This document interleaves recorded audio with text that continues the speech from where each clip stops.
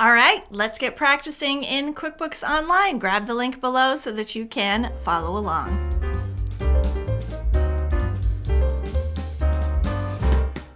Today we're going to be walking through setting up and creating reports with sub-customers. Now, in the last video, I said the next one up would be converting sub-customers. I forgot that we have a couple other exercises that we need to do first, including this one. So this exercise comes from Section 1, Lesson 4 of our Fast and Easy QBO Advanced Level Certification course. You can find out more information about it right there. And if you would like access to tons more free exercises, we would love to have you join our free Facebook group, the QBO Gym Locker Room, and the link is right there as well. All right, so let's get started. As usual, we start in the sample company. If you don't know how to access the sample company or how to get your free QBOA account, it's QBO Accountant's account, then the link is, of course, down below. All right, so here we are in the sample company. Let's go ahead and read our scenario. Now, notice that this exercise consists of 4 parts, and we just have a note here that says to make sure and do all 4 parts in the same session of the sample company. So here's our scenario. One of Craig's customers, Freeman Sporting Goods, has just acquired a new location. They will be renting the empty lot next to the local high school and will be setting up temporary tents whenever there is a home game. They have contracted with Craig to make sure the shrubbery is cleaned up and the grass is mowed so that they can easily move the tent and set up when necessary. They have decided that their Ocean View Road location will manage this and pay any bills incurred for the new lot. But Craig wants to track his income and expenses for this separately. How would you set this up for him? All right, so let's take a look at step 1. First, we're going to create a new high school lot customer that is a sub-customer of Freeman's Ocean View Road location. Okay, so we're going to go to the left nav bar, select Sales, and click Customers. So here we are. We're going to be on our left nav bar, click Sales, and then Customers. Okay, while that's loading, we're going to go ahead and go to step 2. Step 2, we're going to click New Customer, not the arrow next to it. So we're going to go right here, New Customer. And then steps 3 through 5. In the Customer Display Name field, enter High School Lot. So that's our step 3. Let's go ahead and do this. Okay, High School Lot.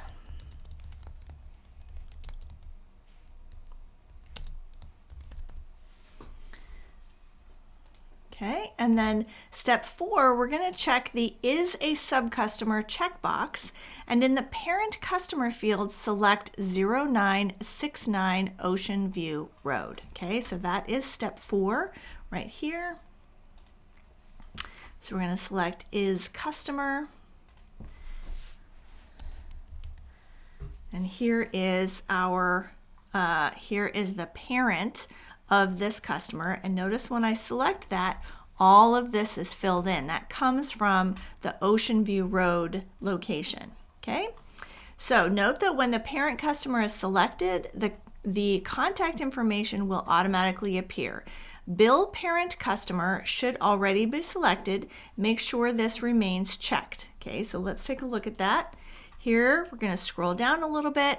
We're going to see Bill Parent Customer. Okay, this means that this parent customer right here is the one that is going to get all of the bills associated with this location. Okay, all right, and then step 5, we're going to click Save. So right here, click Save. Okay, so part 2 of our scenario. Craig bought $100 worth of fertilizer from Tanya's nursery that will be dedicated to the high school lot. Then he went over and did the initial clearing of the lot, which he charged $350 for. How would you record these 2 transactions? Okay, we've got another note here. In a real-life scenario, you would need to make sure that customers can be specified on expense forms. This is done in Accountant Settings on the Expenses tab under Track Expenses and Items by Customer. In the sample company, this feature is already turned on. So we can take a look at that in Accountant Settings.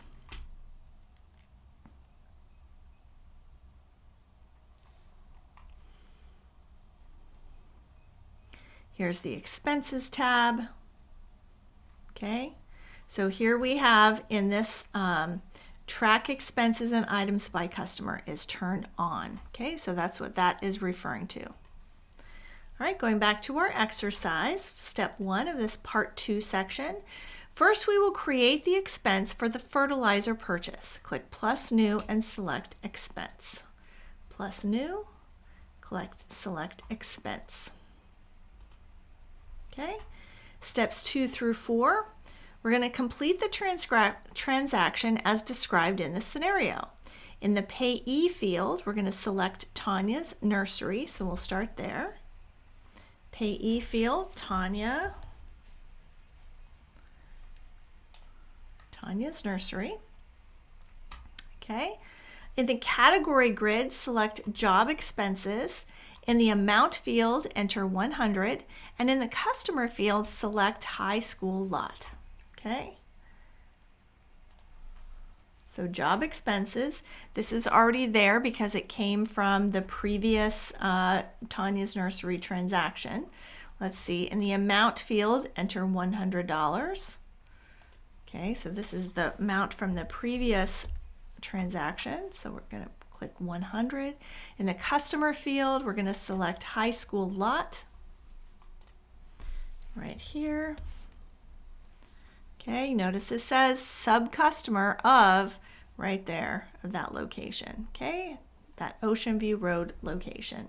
Okay, note that you're using the category grid here because Craig does not track his purchases of fertilizer specifically. That is, it's not in the product and services list. You can indicate fertilizer in the description for more detail later. Okay, so we can go back here and type fertilizer so that it's more specific. Okay, and then click Save and Close.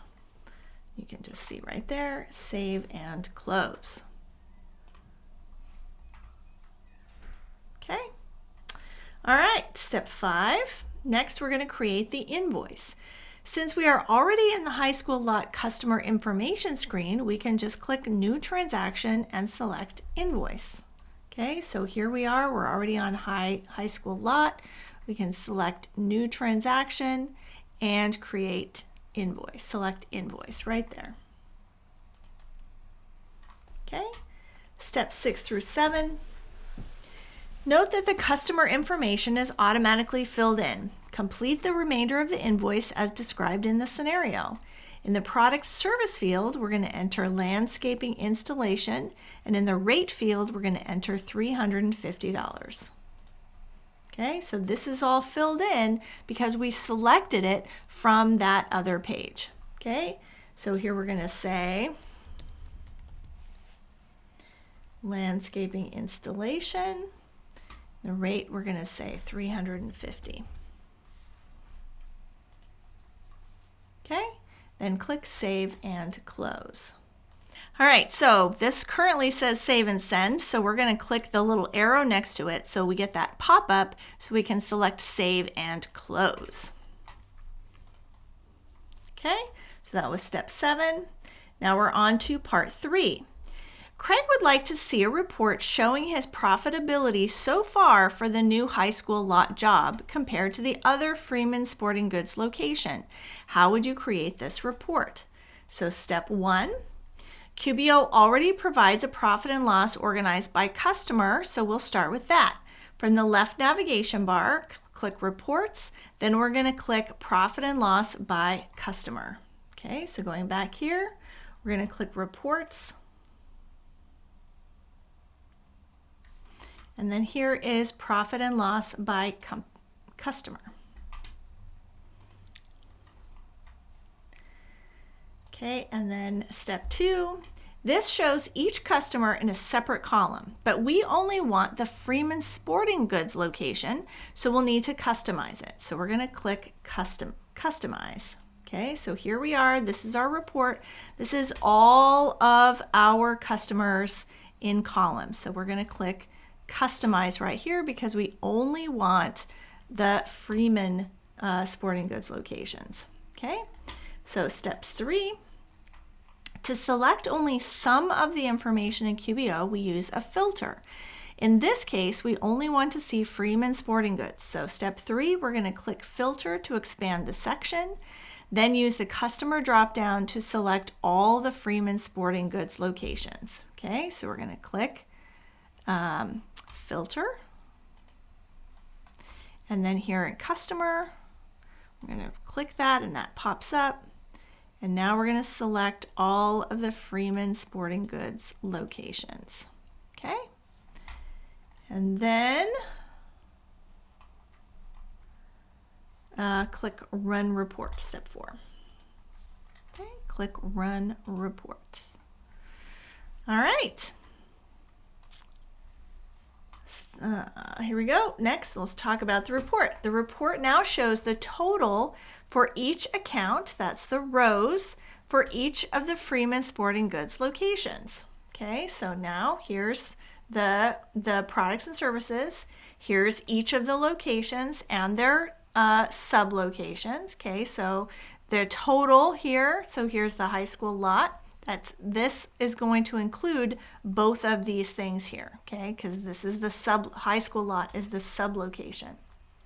Okay, moving on to our scenario, step 4.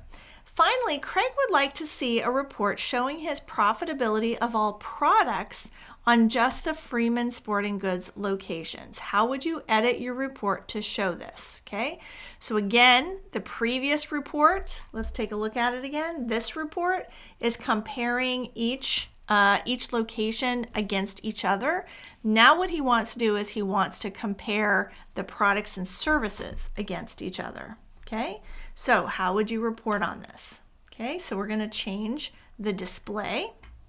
In the top section under display columns, we're going to select products and services and then click Run Report. Okay, so this top section right here, we're going to say display columns by, we're going to say products and services, and then we're going to click Run Report. Okay, so now you'll notice that up at the top, we have all of the products and services. Okay, the report. The display columns are now the individual products. The report is still filtered by, that means it's only showing transactions for the Freeman Sporting Goods locations. So in a real life scenario, it would be a good idea to edit the report header to indicate that. Okay, so these are the accounts. These are the products and services. This is still just showing Freeman, because remember, that's what we selected here in the Customize. Okay, so this is just showing Freeman, but you can't tell that from the report.